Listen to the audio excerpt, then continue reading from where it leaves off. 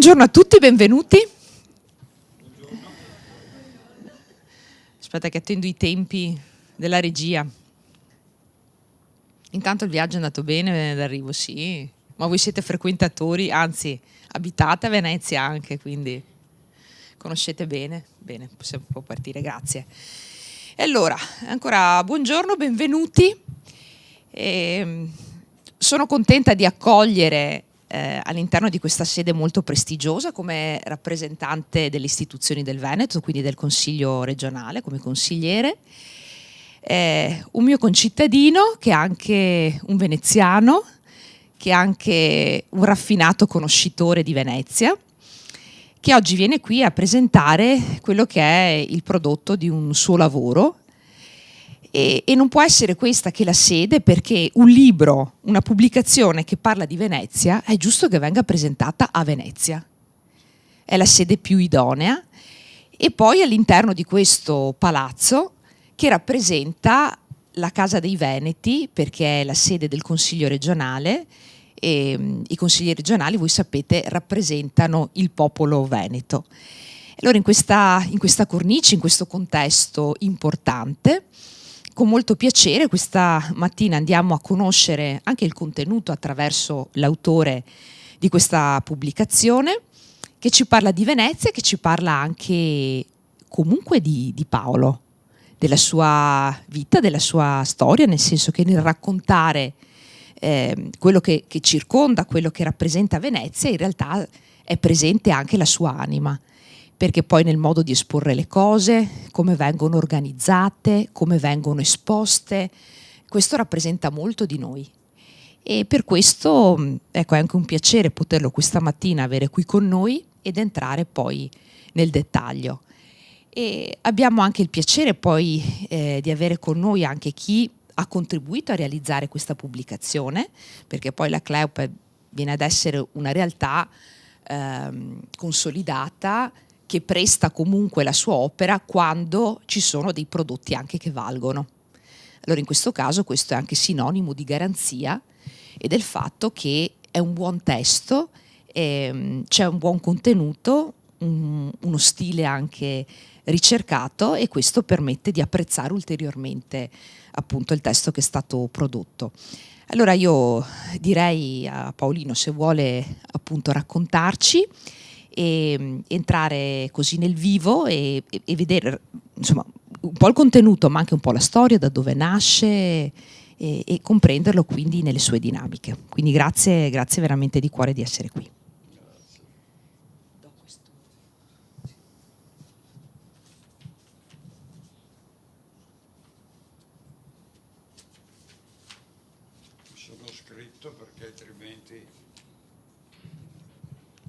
Mi sono scritto perché altrimenti l'emozione mi sarei dimenticato tutto. Intanto saluto tutti e ringrazio della vostra presenza. Sono onorato innanzitutto di essere qui oggi, alla vostra presenza, in questo stupendo palazzo e famosa sala che ci ospita. L'emozione, devo confessarvi, è enorme. Posso affermare senza falsi pudori di avere coronato un altro, ma non ultimo, spero, sogno della mia vita. Sono sempre stato una persona curiosa e questo mi ha dato la possibilità, durante il mio percorso di vita, di avvicinarmi a vari ambiti, tra cui l'arte, la poesia, i viaggi. L'idea di scrivere un libro diverso mi è venuta quando ho voluto diversificarlo. Se volete scoprire l'idea che ho avuto, non vi resta che leggere questo mio libro. Il treno visita Venezia, tra Cali, Righi e Campielli. È facile dirlo, però inventarlo non è stato semplice, però ci sono riuscito. Ringrazio approfitto di ringraziare il Consiglio regionale del Veneto nella persona del dottor Ciambretti, la consigliera dottoressa Elisa Venturini, che è stata la prima ad incoraggiarmi, il dottor Leonardo Broca che mi ha seguito, e la casa editrice Cleo, e nella persona della signora Andreina Bardus, che qua merita un applauso.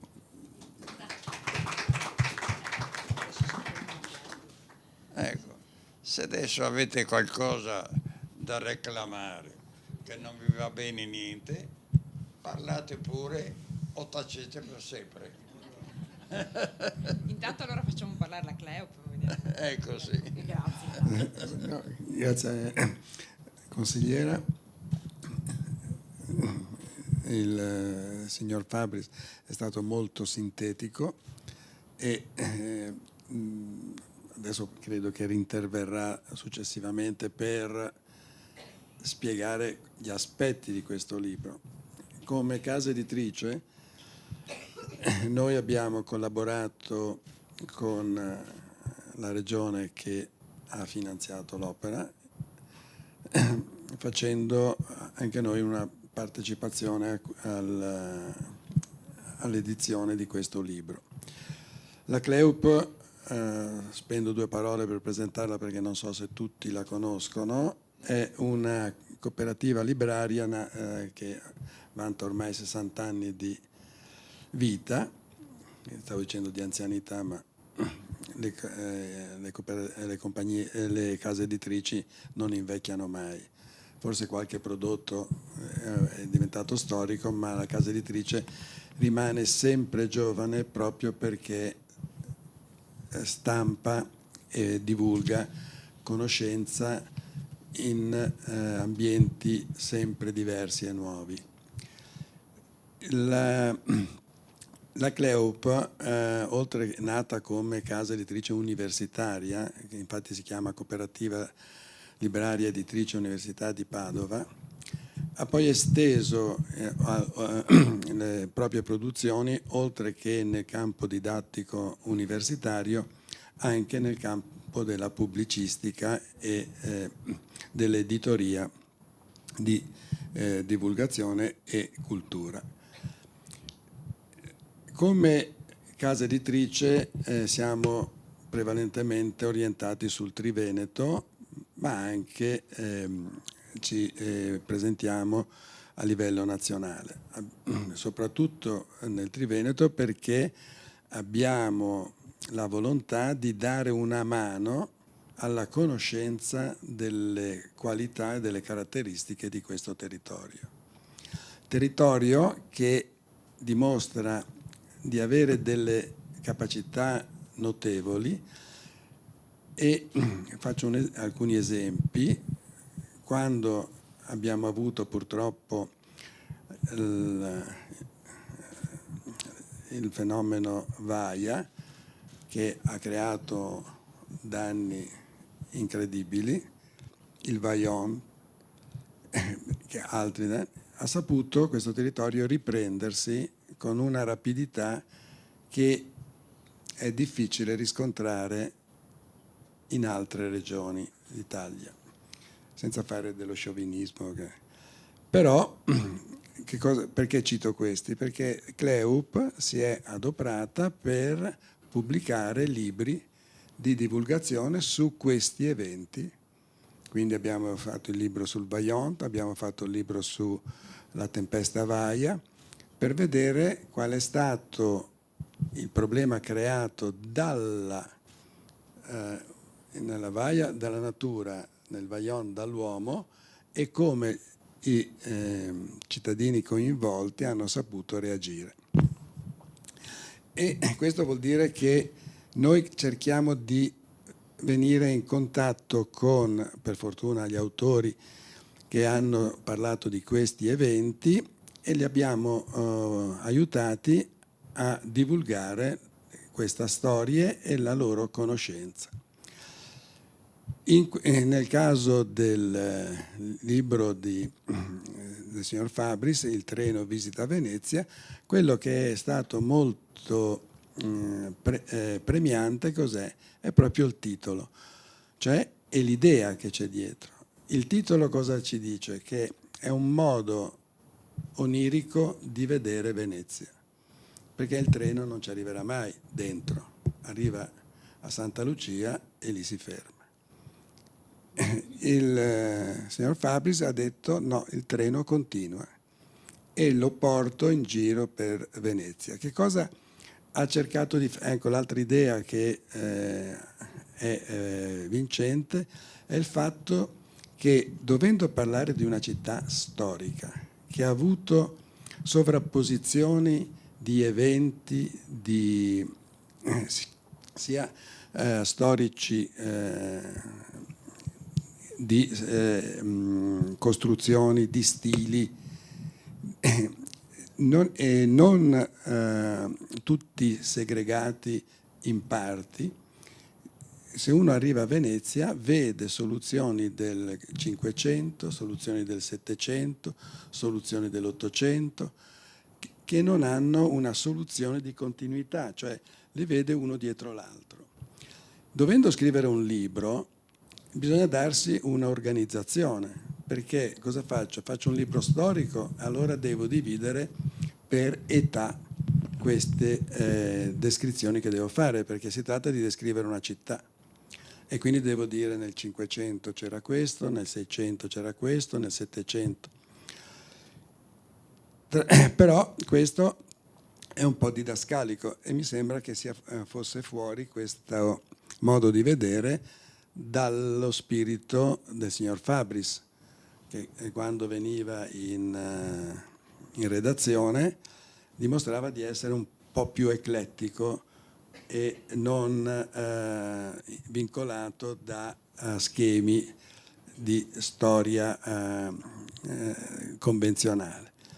E infatti, quando uno prende questo treno e gira a Venezia, vede che passiamo dal 1785 al 1450, al 1800, senza soluzione di continuità, perché è quello che trova un visitatore quando passa nella città e incontra i vari edifici che consolidano queste memorie che noi abbiamo raccontato.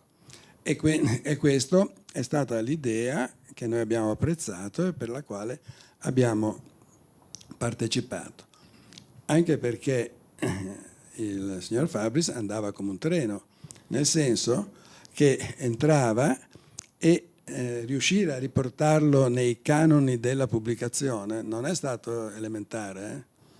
Chi lo conosce forse lo condivide.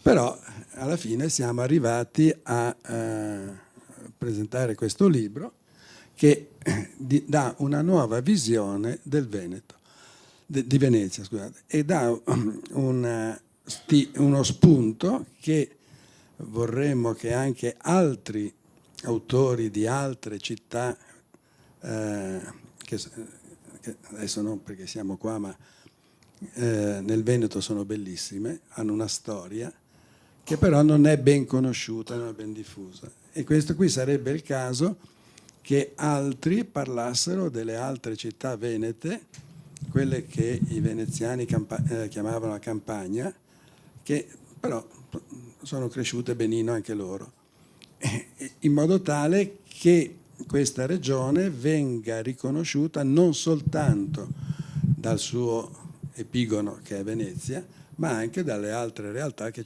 la circondano, che sono altrettanto valide e come per attirare turismo, perché è una delle attività nel Veneto che sono più in crescita, per fortuna dopo il periodo Covid. Pertanto io ringrazio di nuovo la consigliera Venturini e invito il signor Fabris a completare la presentazione delle sue idee su Venezia. Adesso qualche domanda gliela facciamo. Grazie.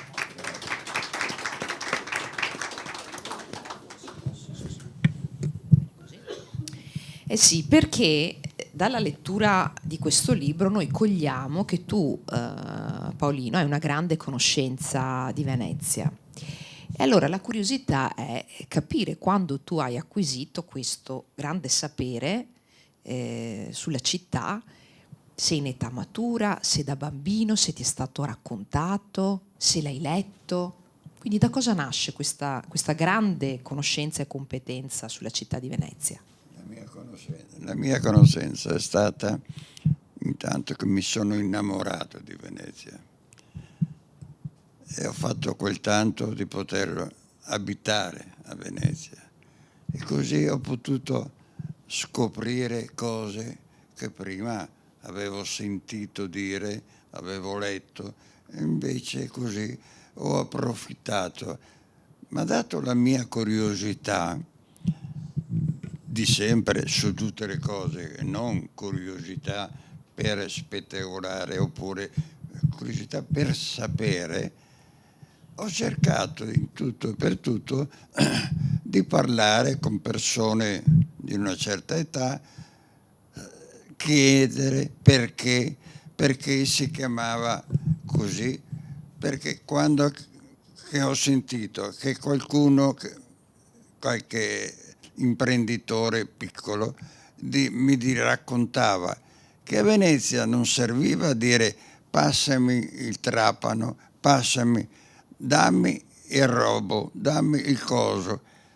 Ecco, con queste parole lui doveva sapere cosa passargli. Quando ho parlato che sono andato su una chiesa meravigliosa e ho visto buio e ho visto una persona piccolissima ed era un vecchio frate. E questo ho detto, ma perché? Ok, e questo qua non lo so, forse aveva bisogno, pensate che aveva 94 anni, aveva bisogno di parlare e mi ha raccontato degli aneddoti, delle cose stranissime.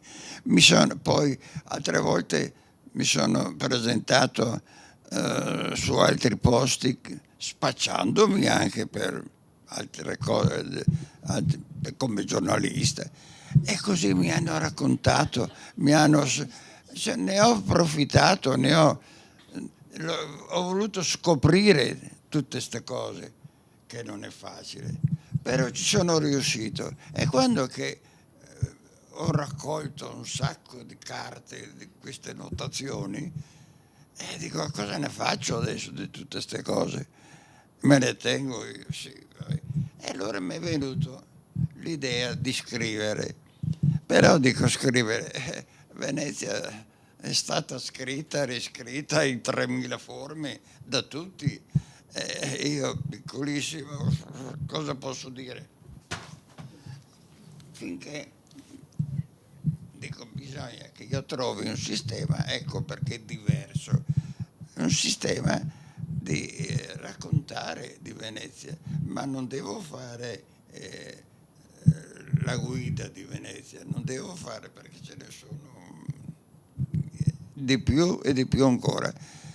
Una cosa nuova, diversa, e non è stato facile finché mi è venuto questo sprazzo di idea del treno, perché un treno ci sta tanta gente, coinvolgo tante persone e può andare dove vuole, nessuno lo contraddice e non solo, ma che non devo parlare io, deve parlare il treno. E allora come idea mi è piaciuta. E quando la prima volta che sono stato dalla signora Andreina mi ha chiesto di brutto così, dice, ma perché il treno? E dico perché dico ci sta tanta gente, voglio che tanta gente sappia di Venezia, conosca certe profondità di Venezia. Dice, vabbè, forse non lo so, ho avuto fortuna mi ha subito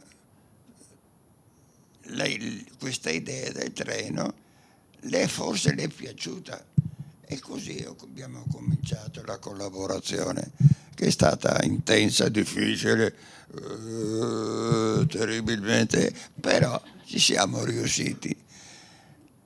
E il Presidente diceva adesso qua, sì, è bello, però sapete quanta costanza bisogna avere? Cioè, a meno che uno non sia il grande cosa che fa un libro ogni 3 giorni, allora tutto le è permesso. Però sono stato soddisfatto perché dopo 2 anni, penso, di tira, molla, cambia, metti, aggiungi, allarga, stringi, Alla fine alla fine siamo riusciti. Comunque è stata la mia curiosità di andare a fondo di Venezia. E, per esempio, quanti dogi ci sono a Venezia? Ci sono stati? Vediamo se lo sapete. Quanto? 120, 125. Sì, uno, 130 no. 120. Perché si avvicina. Pensate che in Vaporetto per venire qua una signora che non dico il nome dice, beh, tu che hai scritto un libro, dice, tu sai quanti chilometri è lungo il canale? Dico 3 chilometri e 300 metri. Ah, hai detto giusto. Ecco, tutte queste piccole cretinate cose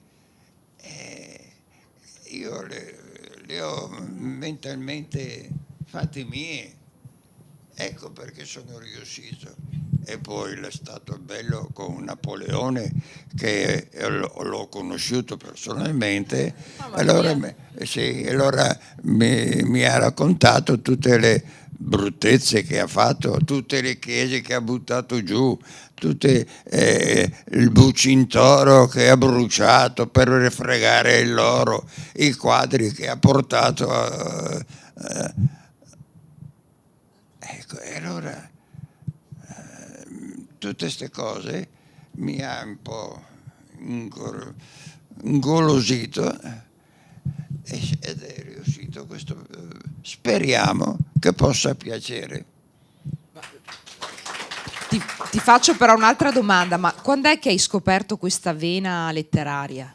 Ecco, questo è interessante. Dunque, io ho girato un po' tantissimo per lavoro, ho girato, non dico il mondo, ma insomma quasi, ho girato per divertimento ma anche per lavoro.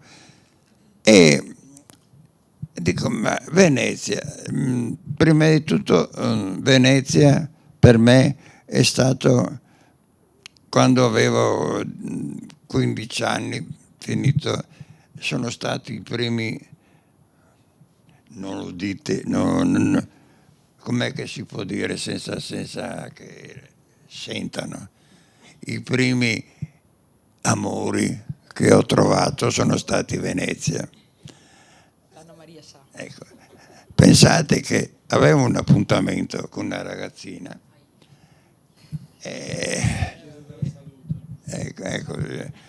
cioè arrivo a Venezia tutto cercato allora era di moda che le scarpe sotto era fatto con di cervo, una roba del genere. Arrivo quasi, c'è un pizzico di acqua per terra, scivolo per terra perché si scivolava, mi sono bagnato tutto.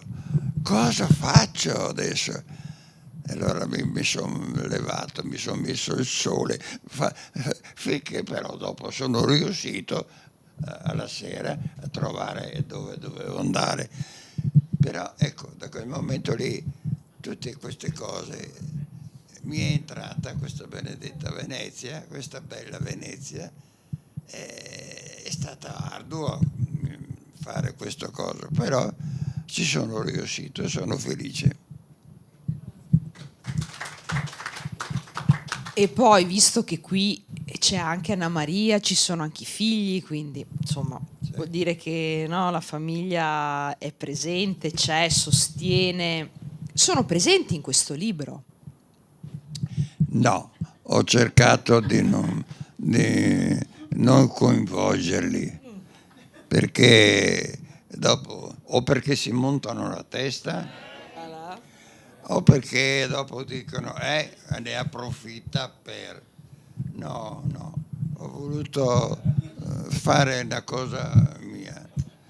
È stato anche perché quando sono andato in pensione, perché 3 giorni fa sono andato in pensione, e non sapendo cosa fare cominciavo a rompere le scatole a casa. C'era una signora moglie che diceva: ecco, rompi qua, cosa fai? Fai questo? Sì, dico, in bar non mi è mai piaciuto andare a fare giochi, finché dico, cosa faccio? E allora mi sono inventato di scrivere. Ho avuto la fortuna di aver avuto i figli che mi hanno insegnato a scrivere al computer, perché non sapevo, odiavo tutte queste robe. E allora, piano piano, dico, guarda che bravo che sono. E così è venuto.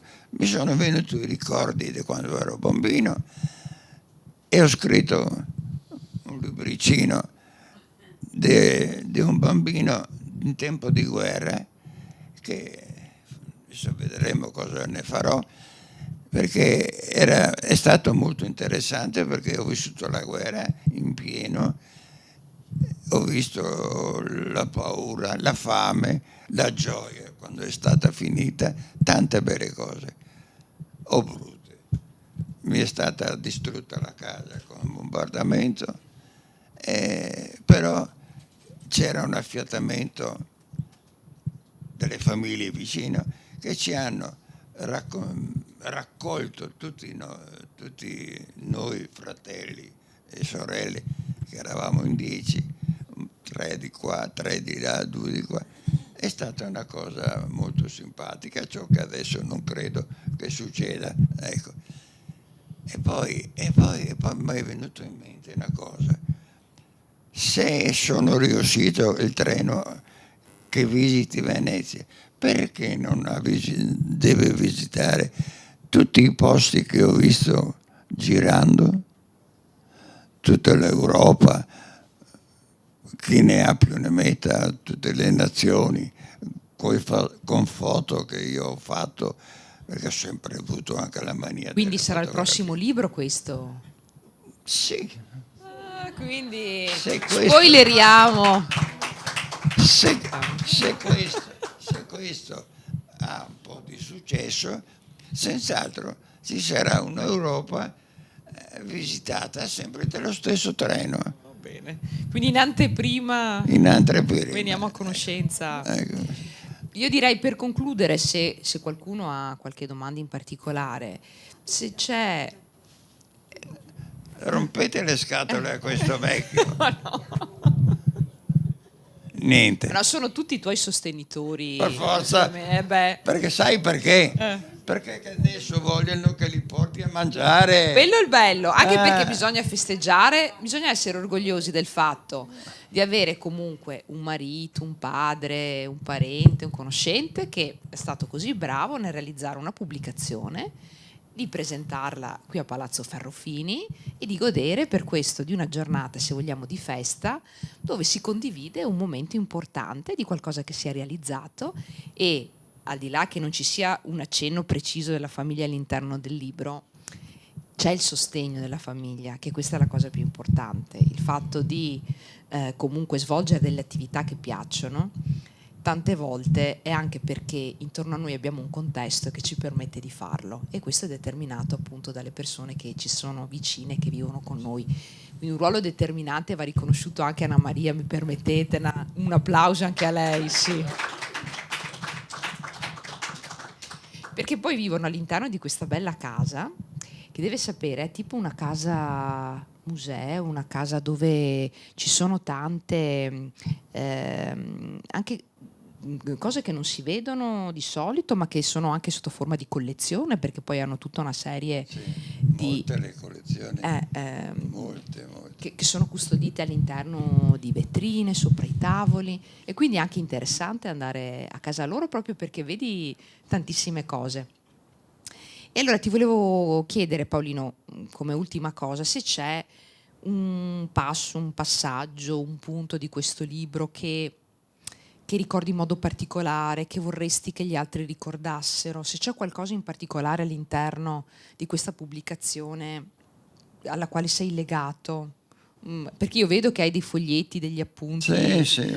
Se c'è qualcosa che vorresti che le persone si ricordassero in modo particolare o che ricordi tu in modo particolare all'interno di questo libro, che è molto vasto perché l'aneddotistica, i riferimenti. Lo sapete perché si dice quando che uno perde tutto rimane in braghe di tela?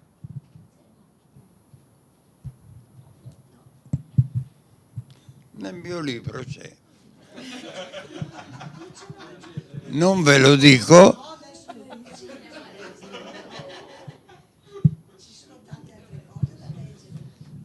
Dipenderà da Napoleone Bonaparte che ti ha lasciato il braghe di tela. Il compagno tuo a batterlo, com'è? Perché proprio dal veneziano deriva dal fatto che i debitori insolventi venivano svestiti e lasciati con le sole mutande di tela, messi alla berlina e poi espulsi dalla città. Perciò era una cosa. Vediamo qua qualcos'altro. Le scuole, perché si chiamano scuole? Sono delle unioni che adesso le chiamiamo società. Una volta a Venezia si chiamavano scuole perché si riunivano la scuola dei sette, per esempio tutti quelli che facevano i sarti, allora facevano una scuola, si riunivano, la scuola dei sarti. Poi vediamo un'altra cosa. L'ultima cosa? L'ultima cosa, sì.